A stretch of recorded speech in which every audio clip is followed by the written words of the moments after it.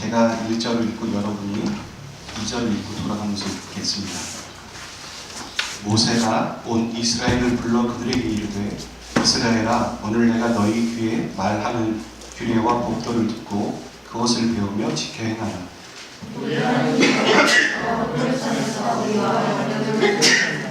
이 언약은 여호와께서 우리 조상들과 세우신 것이요 오늘 여기 살아있는 우리 곧 우리와 세우신 것이라. 여호와께서 산이 물 가운데에서 너희와 대면하여 말씀하시니 그때 너희가 불을 두려워하여 산에 오르지 못하므로 내가 여호와와 너희 중간에 서서 여호와의 말씀을 너희에게 전하였노라. 여호와께서 이르시되 나는 너희를 땅 종되었던 집에서 인도하여 내 하나님을 보아라. 나 외에는 다른 신을 내게 두지 말지니라. 너는 자기를 위하여 크게 조상을 만들지 말고 이로 하늘에 있는 것이나 너희 땅에 있는 것이나 땅 물속에 있는 것에 어떤 형상도 만들지 말며 그것들을 절하지 말며 그것들을 섬기지 말라. 다 내 하나님 여호와는 질투하는 하나님인즉 나를 미워하는 자의 죄를 갚되 아버지로부터 아들에게로 3, 4대까지 이르게 하거니와 나를 사랑하고 내 계명을 지키는 자에게는 천대까지 은혜를 베푸느니라. 아멘. 여러분, 지금은 없는데 예전에 교회에는 이런 강대상 앞에 종이 있었습니다. 목사님 설교하는 곳에 있기도 했고 또 하나는 그 앞에도 있었고. 여러분 이거 보신 적 있으세요? 네.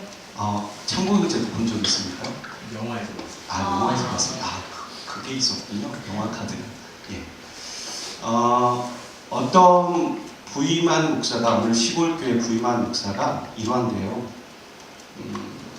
사람들이 예배를 준비를 하지 않더라는 겁니다. 11시 예배라면 11시 바로 전까지 막 시끌벅적하고 집중하지도 않고 예배를 준비하지 않아서 이걸 어떻게 할까 고민 끝에 종을 2번 치면은 성경을 2장 읽는 걸로 그렇게 규칙을 정했다는 거죠. 그러니까 땡땡 하면은 다 같이 성경을 펴고 성경을 2장을 무조건 합독해서 읽는 걸로 그렇게 규칙을 정했습니다. 어느 정도 시간이 지났을까요? 이 목사님이 제안하는 것이 성도들에게 익숙해졌고 예배 분위기는 잡히게 되었고 오랜 전통으로 성경을 종을 2번 치면 강대상이 종을 치면 성경을 2장 읽는 것이 예배의 시작이었던 것이죠.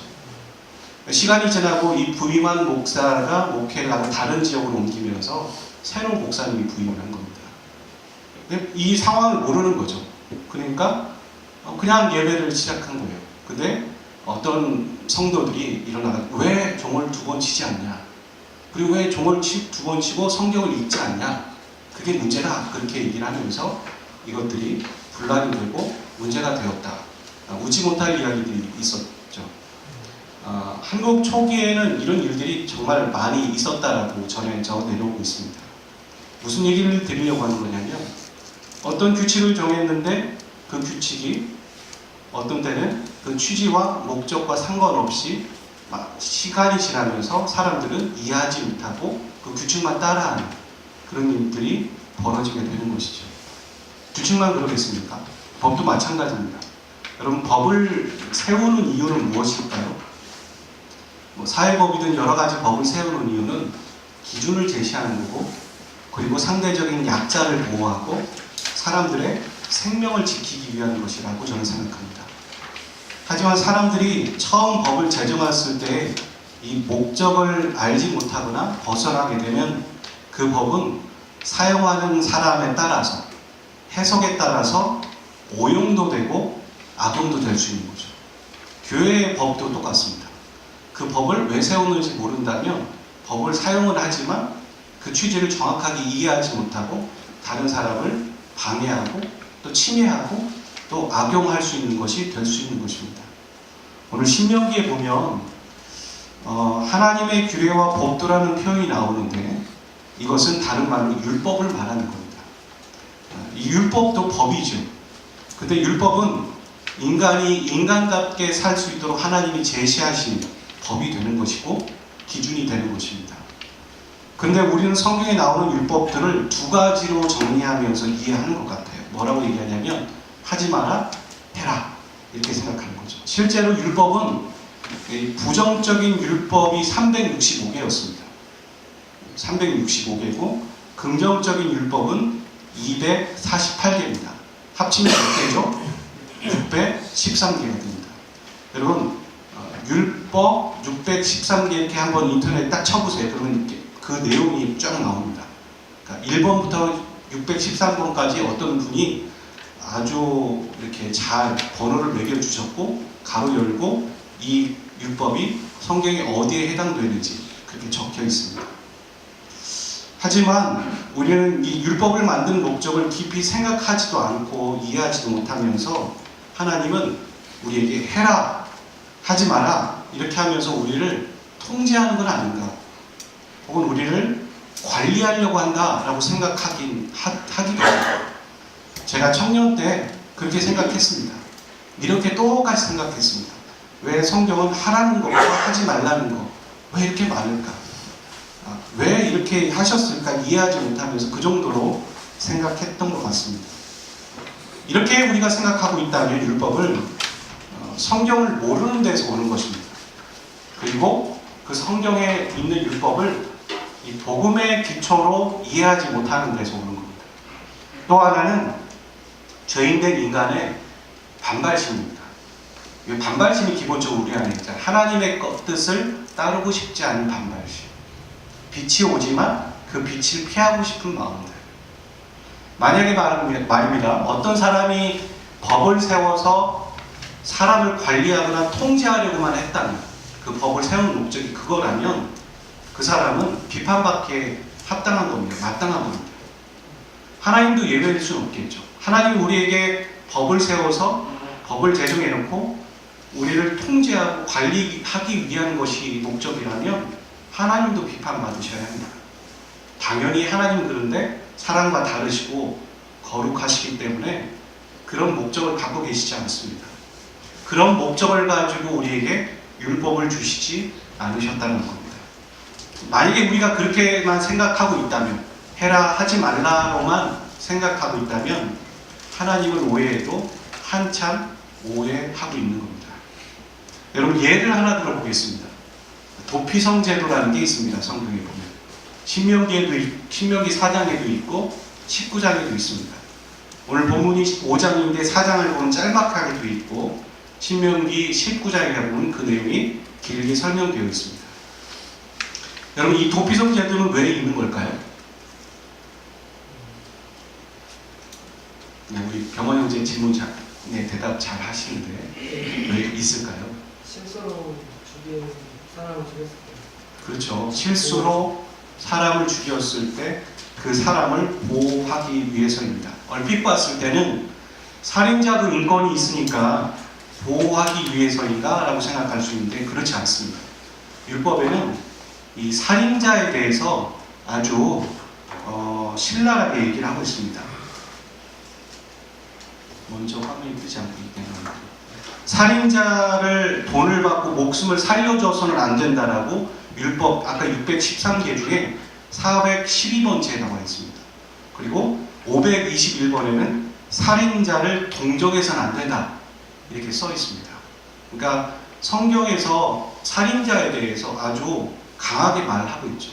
그런데 이 도피성 제도는 살인자의 인권을 보호하기 위한 제도가 아닙니다. 아까 병원 형제가 말하는 것처럼 부지불식간에 자기가 그러니까 의도하지도 않았는데 사람을 죽였을 때 그 살인자를 보호하기 위한 제도인 것이죠. 신명기 19장 5절은 이렇게 되어 있습니다. 그 예를 들어준 거죠. 한번 같이 읽어보도록 하겠습니다. 시작. 가령 사람이 그 이웃과 함께 몰목하러 산에 들어가서 손에 도끼를 들고 몰목하려고 찍을 때 도끼가 자루에서 빠져 그의 이웃을 맞춰 그를 죽게 한 것 같은 것이다. 이런 사람은 그 성읍 중 하나로 도피하여 생명을 보존할 것이다. 여러분, 예를 한번 잘 생각해 보세요. 이럴 확률이 얼마나 있을까요? 나무를 자르는데 나무꾼이 도끼 자루가 있지 않습니까? 도끼가 껴 있잖아요. 보통 이게 도끼 자루가 날아가지 않도록 잘 끼고 끝에 이렇게 못도 박아놓고 이렇게 하거든요. 그런데 그 도끼 자루가 빠질 확률은 몇 프로일까요? 근데 그 도끼 자루가 빠져서 어떻게 합니까? 사람에게 날아가는 거죠. 네. 우리가 나무 자를 때 멀리 있잖아요. 근데 도끼를 했는데 그 도끼 자루가 날아갔어요. 그럴 수 있다고 생각해요. 근데 그 도끼 자루가 날아가서 하마터면 꼭 또 우연하게 사람에게 날아갈 확률. 근데 말이죠. 사람에게 날아가도 우리 사람 피하잖아요. 사람이. 다리에도 날아갈 수 있고 지나갈 수도 있는 건데 그게 사람에게 날아가서 급소에 맞아서 사람이 죽을 확률은 몇 프로일까요? 노렸죠. 네. 노린 거 아닌 이상 거의 일어날 수 없는 일이죠. 거의 뭐 사람이 뭐 벼락에 맞을 확률, 뭐 로또에 맞을 확률 뭐 이렇게 말하는데 거의 일어나지 않을 확률. 근데 단 한 명이라도 일어난다면 그 억울한 죽음이 없도록. 그 당시에 법은 그겁니다. 눈에는 눈, 이에는 이에. 여러분 그렇게 생각할 수. 목사님 어떻게 그 이슬람의 율법처럼 눈에는 눈, 이에는 이입니까? 왜 성경은 왜 눈에는 눈, 이에는 이라고 얘기할까요? 그 말은요, 네가 한 대로 내가 복수할 거야 라는 말이 아니라 네가 한 거보다 내가 더 할 거야 라는 걸 방지하기 위해서 성경은 그걸 만든 거예요. 과하게 복수하지 않도록. 이해하셨죠? 살인자에 대해서도 피해를 준 자에 대한 인권도 보호하기 위해서 눈에는 눈, 이에는 이해를 얘기하고 있는 것이죠. 지금 그렇게 사람을 죽였다면 이 사람은 죽는 겁니다. 율법에 보면. 근데 그 사람을 부지불식간에 자기가 인지하지도 않았고 의도하지도 않았는데 그 사람을 죽였다면 그 사람을 보호하기 위한 법이 이 도피성 제도 설립의 목적이라는 것이죠. 이게 하나님의 의도입니다. 한 사람이라도 살리기 위한 억울한 죽음이 없도록 하기 위한 것이 하나님의 의도이고 하나님의 심정이라는 것이죠. 이 심정이 고스란히 담겨져 있는 것이 누가복음 15장입니다. 100마리가 있는데 그 100마리 중에 한 마리를 잃어버린 목자는 그 한 마리를 찾아가는 심정. 이 심정은 고스란히 드라크마를 찾는 여인의 심정 안에 고스란히 담겨져 있죠. 그리고 이것은 탕자를 기다리는 아버지의 마음으로 그대로 전달되어져 있죠. 그러니까 구약과 신약이 모두 증거하는 하나님의 아버지의 마음이 이거라는 것이죠. 한 영혼을 위해 하나밖에 없는 독생자를 맞바꾸시는 하나님의 사랑. 그겁니다. 율법을 세상의 상식과 죄인의 가치와 기준으로 본다면 해라, 하지 마라 정도로 볼 수 있을 것 같은데, 그래서 우리를 통제하고 우리를 관리하기 위한 하나님의 어떤 꼼수인가라고 생각할 수 있지만 그러지 않다라는 겁니다. 하나님이 정하신 의도와 목적은 다릅니다. 오늘 본문에 보면 10계명, 이 율법이 나오는데 어떤 기준으로 보아야 하는 것인지 이 단초를 제공하는 구절이 2절에 나와 있습니다. 이 2절 말씀을 한번 읽어보겠습니다. 시작! 우리 하나님 여호와께서 호렙산에서 우리와 언약을 세우셨나니. 되게 중요한 단어인데요. 이 말이 즉슨 모세는 가나안 땅에 이제 들어가려고 하는 다음 세대, 이스라엘 백성 2세대에게 말하기를 너희 부모 세대에게 하나님은 언약을 세우셨고 호렙산에서 율법을 선포하셨어, 이 말을 하는 거죠. 근데 여기까지만 끝난 얘기가 아니에요. 이 배경 아래는 무엇이 깔려 있냐면, 성경은 지금 무엇을 말하고 있냐면 창세기 15장에 하나님이 아브라함에게 찾아가 주시잖아요. 우리가 본 것처럼 동물을 쪼개고 그 사이를 하나님이 지나가시죠. 아브라함이 그 언약을 지킬 수 없다는 걸 아셔서 하나님이 대신 그 언약식을 거행하시죠. 그게 결혼식이라고 제가 말씀드렸습니다. 하나님과 아브라함은 결혼을 했어요. 그리고 너는 내 백성이야 라고 말씀해 주신 거죠. 아브라함은 한 번도 하나님을 알지 못했고 우상을 빚는 아버지 밑에서 자란 우상 숭배하는 사람이었습니다. 한마디로 무당의 자식일 수도 있어요. 그렇게 볼 수 있어요. 그런 자를 하나님은 뭐가 이쁘다고 찾아와 주셔서 언약식을 맺으시고 당신의 자녀 삼으시고 백성 삼으셨다는 거죠. 그 결혼식을 하셨는데 그 결혼식의 연장선에서 출애굽기 20장도 나왔다는 얘기를 하고 있는 거예요. 그 얘기는 하나님이 아브라함과 결혼하신 것처럼 이스라엘 백성들과 이미 결혼한 관계다, 부부 관계다, 이 말을 하고 있는 것이죠. 근데 여기서 질문이 하나 생깁니다. 하나님이 창세기 15장에서 아브라함과 결혼식을 맺으셨는데 왜 또 출애굽기 20장에서 이스라엘 백성들과 언약을 재확인하셨을까요? 왜일까요? 왜 그렇다고 생각하십니까? 우리가 누구와 계약을 맺잖아요. 예서 집 계약을 맺습니다. 오늘 집을 계약을 맺었어요. 2년 동안 같이 전세를 사는 겁니다. 근데 갑자기 주인 아저씨가 와가지고 1년 후에 혹은 6개월 후에 그 계약 다시 확인해 봅시다 이렇게 얘기를 한다면 왜 그럴까요? 그 주인 아저씨는 우리에게 잊지 말라는 얘기죠. 확인하기 위한 것이죠. 똑같은 얘기입니다. 하나님이 아브라함과 언약을 맺고 결혼을 하셨는데 그 결혼식에 대한 것을 다시 확인하는 출애굽기 20장을 한 것은 잊지 말라는 얘기예요. 하나님이 잊지 않겠다는 얘기를 다짐하는 것이 아니라 이스라엘 백성들, 바로 오늘 저와 여러분에게 다시 한번 기억하게 해주시는 거죠. 우리로 잊지 말라고. 하나님이 여러분과 계약 맺으셨고 결혼하셨고 자녀 삼으셨다는 걸 잊지 말고 살라고 그 얘기를 하고 있는 거죠. 인간의 입장에서. 언약을 맺는다는 건 아까 말한 것처럼 하나님과 아브라함이 결혼을 맺었다는 거고 결혼했다는 거고 하나님이 신랑 되셔서 신부 이스라엘을 맞이했다는 겁니다. 그렇다면 본문에 질투하시는 하나님이라고 말하는 것도 이런 이유에서인 거죠.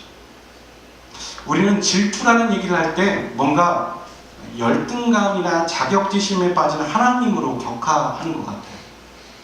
하나님이 뭐가 얼마나 부족하면 질투할까, 그런 걸 가지고 셈할까 라고 하면서 자칫 이걸 믿지 않는 사람들이 이것을 해석할 때 나도 해석이 어렵고 믿지 않는 사람들에게 어떻게 얘기해야 될지 몰라서 살짝 넘어가 버리는 거죠.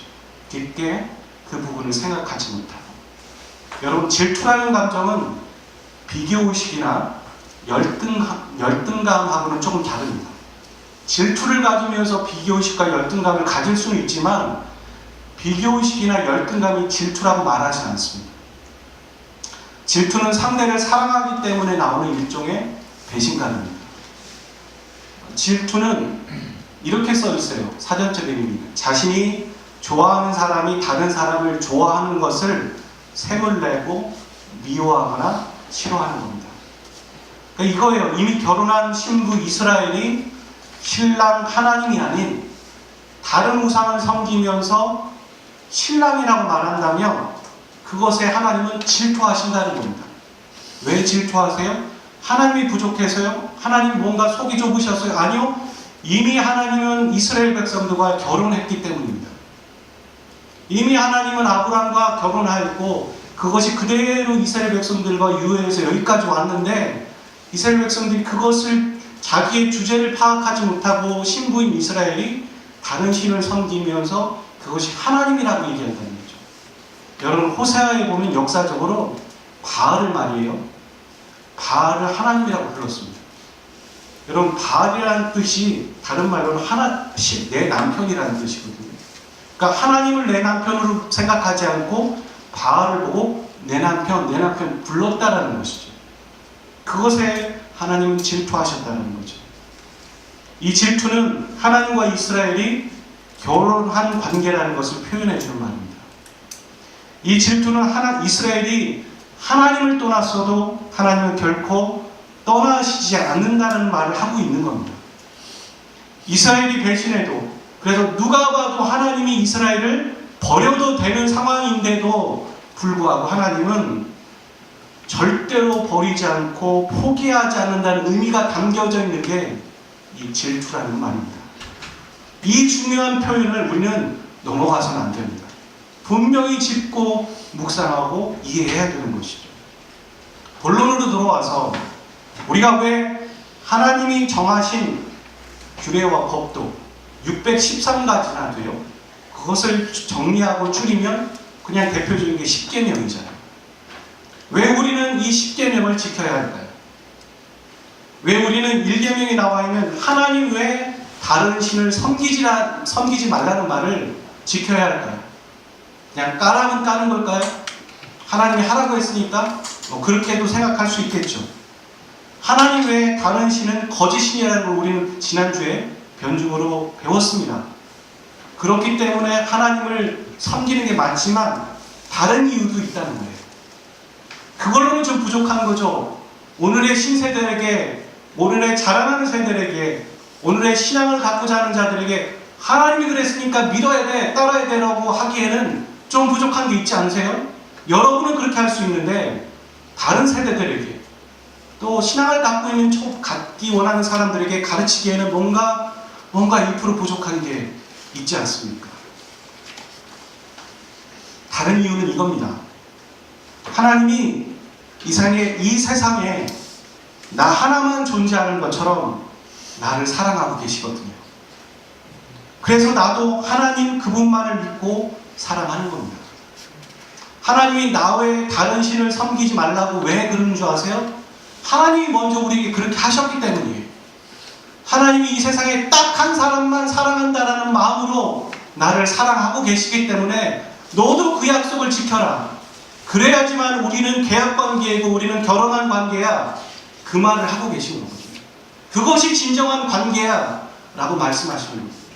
솔직히 한쪽만 일방적으로 그것을 계약을 맺고 그것을 혼자 사랑한다면 그건 짝사랑에 불과한 거예요. 그건 진정한 관계가 아니잖아요. 관계라는 건 서로 하는 거고 소통하는 것이죠. 그래서 율법은 서로 사랑하는 가운데에서 완성되는 겁니다. 우리가 서로를 사랑할 때 율법은 완성되는 거고 우리가 하나님을 사랑할 때 율법은 완성되는 것이에요. 그래서 율법의 완성은 사랑이라는 말이 나온 겁니다. 사랑으로 기반을 두어야 율법을 지킬 수 있는 것이고요. 사랑으로 기반을 두어야 율법이 해석되고 이해될 수 있는 겁니다. 여러분, 여기에 지금 제가 들고 온 게 베델교회 사명선언입니다. 이것은 또 다른 교회 안의 법과 같은 겁니다. 우리가 이걸 정해놓고 이쁘게 만들었네 해놓고선 우리는 상관없어, 그렇게만 한다면 의미 없는 거예요. 그렇죠? 그건 진정한 법의 의미가 없어요.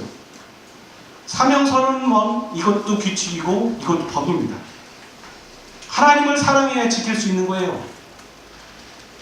그리고 형제와 자매를 사랑해야 지킬 수 있는 게 이 법입니다. 교회의 공의가 세워지고 교회의 내규 이런 거 말이죠. 똑똑한 사람이 많아야 지키는 겁니까? 아닙니다. 하나님을 사랑하고 형제와 자매를 사랑하면 지킬 수 있는 겁니다. 교회는 똑똑한 사람이 많아야 교회가 되는 게 아닙니다. 교회는 하나님의 심정을 가진 예수님의 사랑이 있어야 교회가 되는 겁니다. 아멘이십니까? 신약 마가복음 12장에 보면 그런 얘기를 하죠. 서기관이 변론합니다. 예수님께 다가와서 율법을 좀 정리해 주세요. 그랬더니 이 구약에 있는 613개의 율법을 단 2가지로 예수님이 정리하십니다. 그게 뭡니까? 하나님을 사랑하는 것, 그리고 이웃을 사랑하는 것. 근데 그 하나님을 사랑하는 것이 이웃을 사랑하는 것과 연결되어 있다는 말하는 거죠. 실제로 십계명에 있는 첫 번째부터 네 번째는 하나님을 사랑하는 것이고, 부모를 사랑하는 것부터는 내 형제와 자매, 이웃을 사랑하는 걸로 되어 있는 것이죠. 이 2가지는 결코 분리될 수 없습니다. 각각을 나눠서 생각할 수 있는 게 아닙니다. 우리가 예수님의 고난만 생각하고 부활은 따로 떼어서 생각할 수 없는 것처럼 똑같은 겁니다. 우린 이렇게 좀 모습이 그런 것 같아요. 고난주간에는 슬퍼해요. 그런 찬양만 불러요. 아파해요. 그랬다가 부활절에 확 기뻐했다가 또 부활절만 지나면 또 슬퍼지는 것 같아요. 부활절만 기쁜 날이에요. 저울증 걸린 것도 아니고요. 안 믿는 사람들이 보면 어떻게 생각할까요? 자라나는 세대들이 봤을 때 되게 웃긴 모습일 거예요. 고난주간에는 고행하는 거죠. 왜 하는지도 모르면서. 그거 아닙니다. 고난과 죽음과 부활은 연결되어 있어요. 우리가 이 땅에서 그리스도인으로서 왜 고난을 받죠? 왜 고난만 받습니까? 부활이 있기 때문이에요. 소망이 있기 때문에 우리는 고난받을 수도 있는 거예요. 소망이 있기 때문에 우리는 양보할 수도 있고, 어떤 때는 내가 그리스도인이기 때문에 대가 지불도 하고 희생도 할 때가 있는 거예요. 영광이 있기 때문에. 기독교는 슬픔의 종교가 아닙니다. 기쁨과 승리의 종교인 거죠. 매일매일 우리는 부활절과 고난을 같이 묵상할 수 있어야 하는 것이죠. 하나님을 사랑하는 사람은 형제를 사랑합니다. 가로열고 자매도 사랑합니다. 하나님의 사랑을 받은 자는 내 원수 같은 형제를 사랑할 수 있는 용기와 도전을 가질 수 있는 겁니다.